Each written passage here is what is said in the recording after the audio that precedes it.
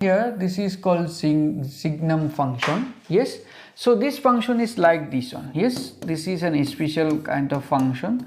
This function is like this way. This is mod of x by x here if x is not equal to 0 and 0 if x is 0.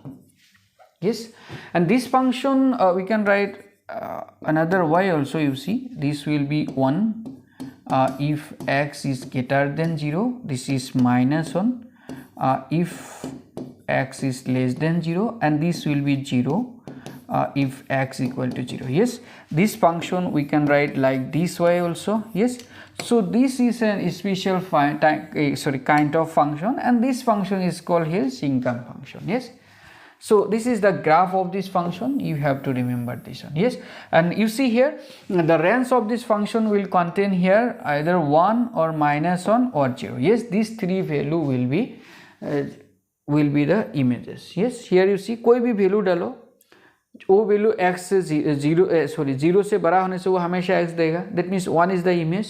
If you put a value, any value of x which is less than 0, then the function will give minus 1. This is another image, and if you put 0, then you will get 0. Yes, that means these three are the images only here. So the range of this function will be this one only.